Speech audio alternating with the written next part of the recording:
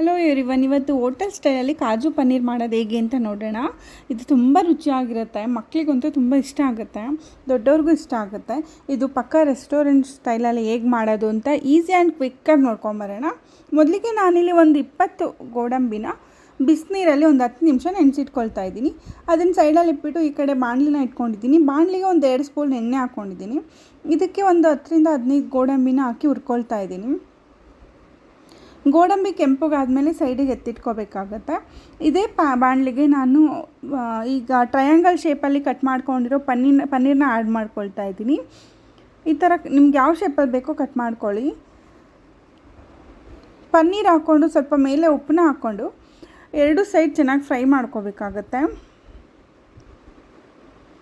ಉಪ್ಪಾಕಿ ಫ್ರೈ ಮಾಡೋದ್ರಿಂದ ಟೇಸ್ಟ್ ತುಂಬ ಚೆನ್ನಾಗಿರುತ್ತೆ, ಇಲ್ಲಾಂದರೆ ಸಪ್ಪೆ ಸಪ್ಪೆ ಅನ್ನಿಸ್ತಾ ಇರುತ್ತೆ ತಿನ್ನುವಾಗ.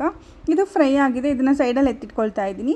ಈಗ ಇದೇ ಬಾಣಲಿಗೆ ನಾನು 1 ಸ್ಪೂನ್ ಆಗೋಷ್ಟು ತುಪ್ಪನ ಹಾಕ್ಕೊಂಡಿದ್ದೀನಿ.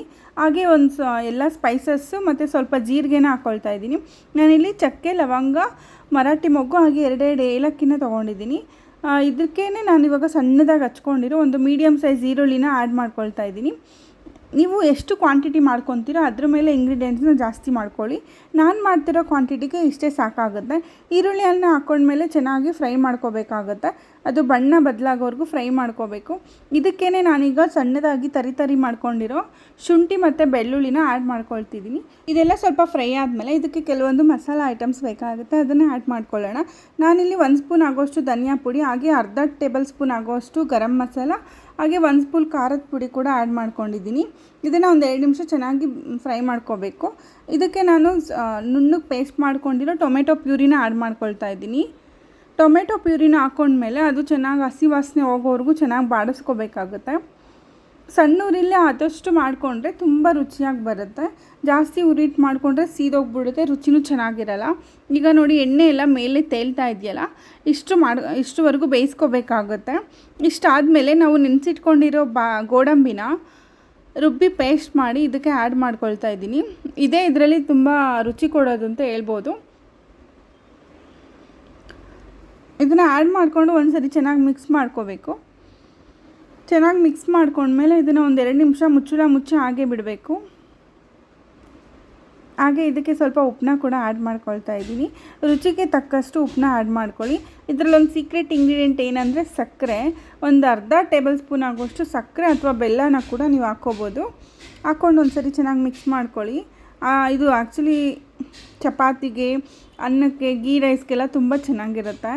ನೀವು ಇದೇ ನಾನು ಹೇಳೋ ಪ್ರೊಸೀಜರಲ್ಲೇ ಮಾಡಿಕೊಂಡ್ರೆ ನಿಮಗೆ ರೆಸ್ಟೋರೆಂಟ್ ಸ್ಟೈಲಲ್ಲೇ ಇರುತ್ತೆ, ತುಂಬ ರುಚಿಯಾಗಿರುತ್ತೆ. ಇದು ಇವಾಗ ಆಗಿದೆ. ಇದಕ್ಕೆ ನಾನು ಪನ್ನೀರನ್ನ ಆ್ಯಡ್ ಮಾಡ್ಕೊಳ್ತಾ ಇದ್ದೀನಿ. ಪನ್ನೀರ್ ಆ್ಯಡ್ ಮಾಡಿಕೊಂಡು ಒಂದು ಸರಿ ಚೆನ್ನಾಗಿ ಮಿಕ್ಸ್ ಮಾಡ್ಕೊಳ್ಳಿ. ಇದಕ್ಕೆ ನಾನು ಸಣ್ಣದಾಗಿ ಹಚ್ಕೊಂಡಿರೋ ಹಸಿಮೆಣ್ಸಿನ್ಕಾಯಿ ಹಾಗೆ ಬೆಳ್ಳುಳ್ಳಿನ ಸ್ವಲ್ಪ ಎಣ್ಣೆಯಲ್ಲಿ ಫ್ರೈ ಮಾಡಿ ಆ್ಯಡ್ ಮಾಡ್ಕೊಳ್ತಿದ್ದೀನಿ. ಇದೊಂದು ಡಿಫ್ರೆಂಟ್ ರುಚಿ ಕೊಡುತ್ತೆ, ರೆಸ್ಟೋರೆಂಟ್ ಸ್ಟೈಲಲ್ಲೇ ಇರುತ್ತೆ. ನಿಮಗೆ ಫ್ರೈ ಮಾಡಿರೋದು ಬೇಡ ಅಂದರೆ ಹಸಿದು ಕೂಡ ಹಾಕ್ಕೋಬೋದು, ಚೆನ್ನಾಗಿರುತ್ತೆ ಟೇಸ್ಟು. ಇದನ್ನೆಲ್ಲ ಹಾಕ್ಕೊಂಡು ಮತ್ತು ನಾವು ಹುರಿದು ಸೈಡಲ್ಲಿ ಇಟ್ಕೊಂಡಿರ್ತೀವಲ್ಲ ಕ್ಯಾಶ್ಯೂ ಅಥವಾ ಗೋಡಂಬಿ, ಅದನ್ನು ಕೂಡ ಆ್ಯಡ್ ಮಾಡ್ಕೊಳ್ತಾ ಇದ್ದೀವಿ. ಆ್ಯಡ್ ಮಾಡಿಕೊಂಡು ಸ್ವಲ್ಪ ಮೇಲೆ ಕೊತ್ತಂಬರಿ ಸೊಪ್ಪು ಹಾಗೆ ಸ್ವಲ್ಪ ಕಸೂರಿ ಮೆಥಿನ ಹಾಕ್ಕೊಂಡು ಚೆನ್ನಾಗಿ ಮಿಕ್ಸ್ ಮಾಡಿಕೊಂಡ್ರೆ ರೆಸ್ಟೋರೆಂಟ್ ಶೈಲಿಯ ಕಾಜು ಪನ್ನೀರ್ ರೆಡಿ ಆಗುತ್ತೆ. ನೋಡಿದ್ರಲ್ವ ಯಾವ ರೀತಿ ಕ್ವಿಕ್ಕಾಗಿ ಮಾಡ್ಬೋದು ಅಂತ.